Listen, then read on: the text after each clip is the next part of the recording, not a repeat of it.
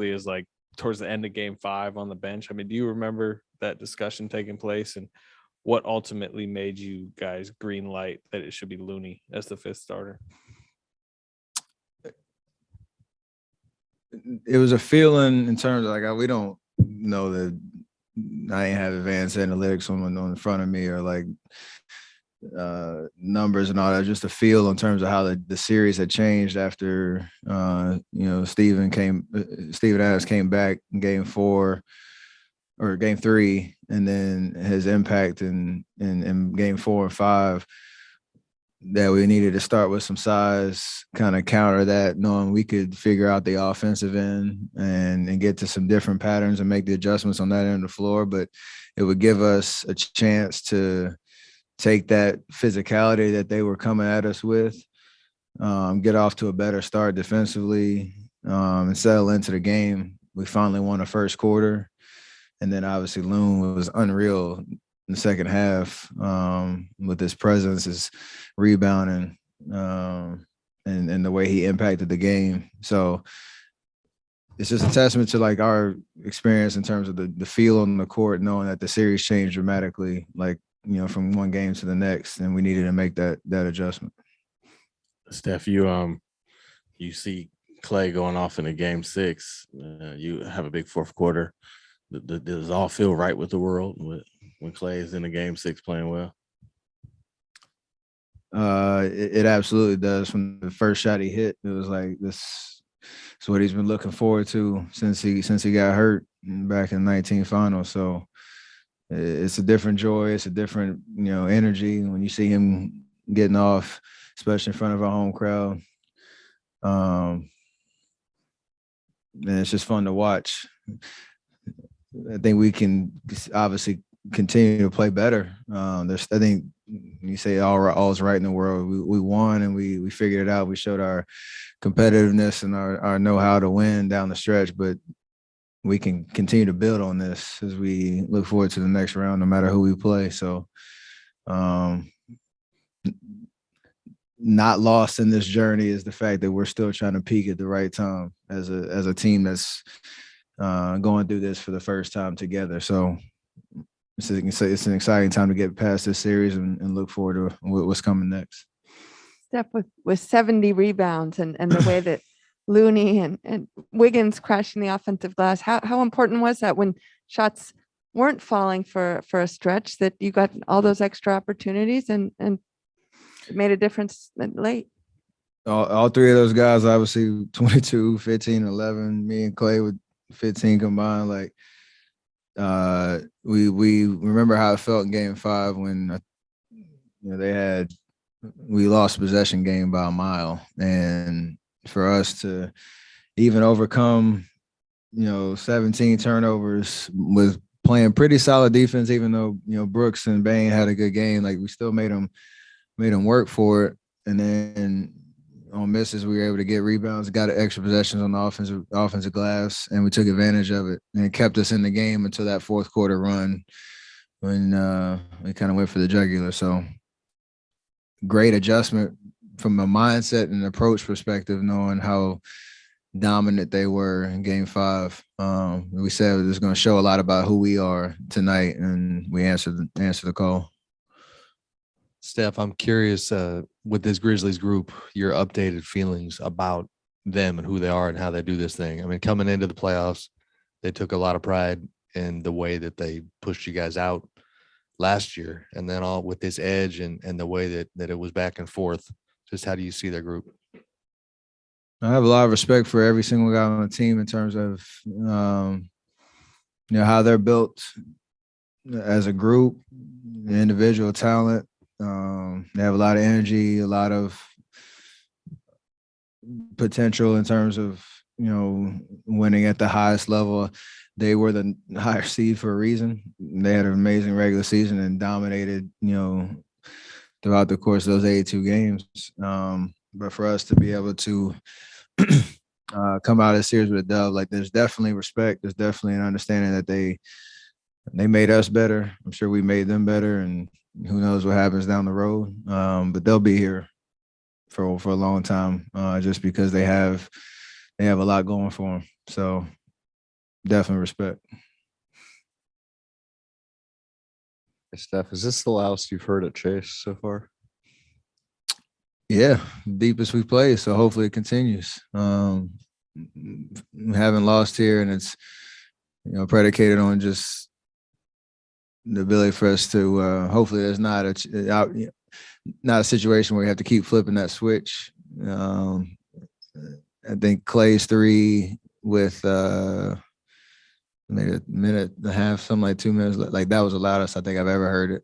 And I didn't even go crazy. I just kind of took a second to just look up and kind of embrace it and enjoy the experience. So it was really dope. And for us to have an opportunity to keep playing, hopefully it continues to get better. Steph, what did Memphis do to give you a hard time? Not only in the series, but especially in this last game when Ja goes out and they kind of changed their defense. What did they do? What did you have to figure out to come through in the fourth?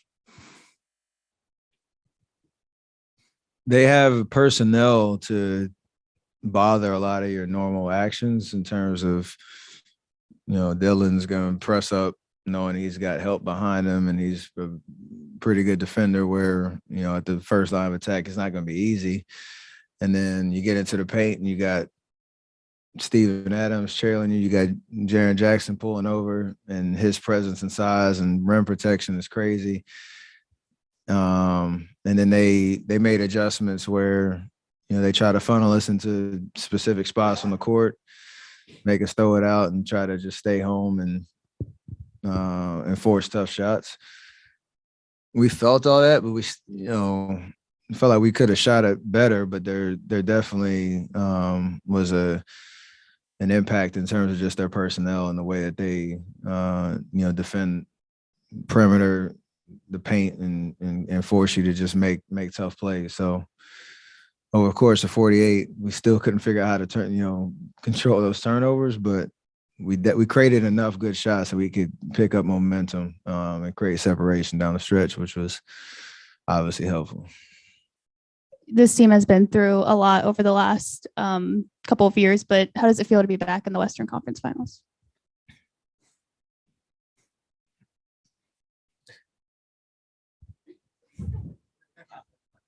Maybe it's not that special. We got a tower back here. It's unbelievable knowing what we've been through these last 2 years, and 6 out of the last 8, we have an opportunity to play for the finals. And like I said, I think me, Draymond, Klay, Loon, we've been in this position before. We understand the emotions, the adrenaline, how much you want it, how hard it is.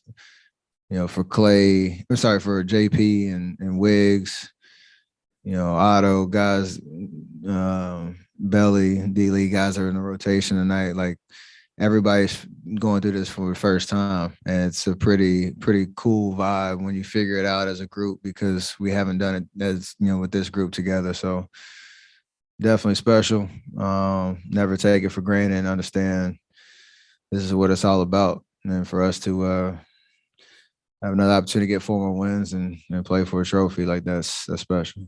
What have you thought about the Mavericks Sun series? I assume you'll watch Game 7, and just as you kind of start to look forward to those matchups, just what are your initial thoughts? I'm just going to be a fan. That series has been unbelievable, back and forth. The home teams won every game, right? So, we'll see what happens in the Game 7. It's just been pretty entertaining, high level of basketball. So there are 2 different teams, so it's kind of hard to probably talk about it on Monday or Tuesday when we figure out who we're playing. But I'm just gonna be a fan and enjoy watching 2 Game 7s on Sunday, and we get 4 days off, which is pretty special. You talked about the guys who haven't gone through it. Did you know Wiggins was going to come up large in this game, and what does it tell you that he did? I had a dream last night that he was going to hit some big shots in the fourth and step up in the way he did, and planned out just exactly how I saw it. So I made a 3 at the 5-minute mark or whatever. It was the fourth quarter. I went to the bench, and the first person I saw was him, and I yelled at him like he gave us life to start that fourth quarter. Made the big three.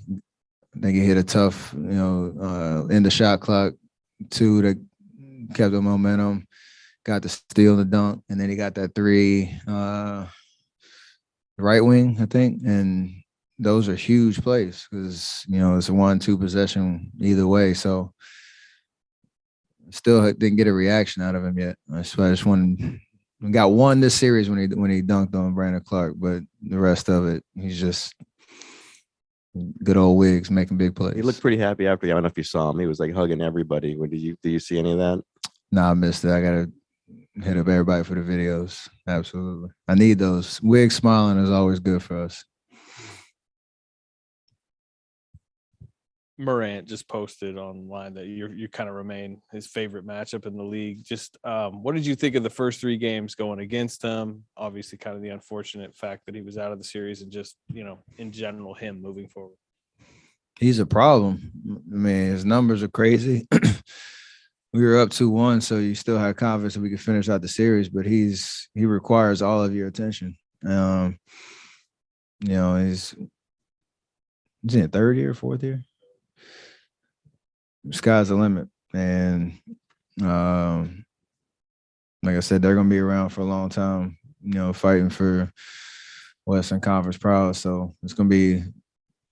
We'll enjoy this and keep moving towards our goal, but you got to understand that they're gonna be around, for the long haul, and he's a problem. So definitely an amazing matchup, fun, entertaining, high level basketball. All the antics and pettiness and all that stuff. I love all of it. So we'll see what happens down the road.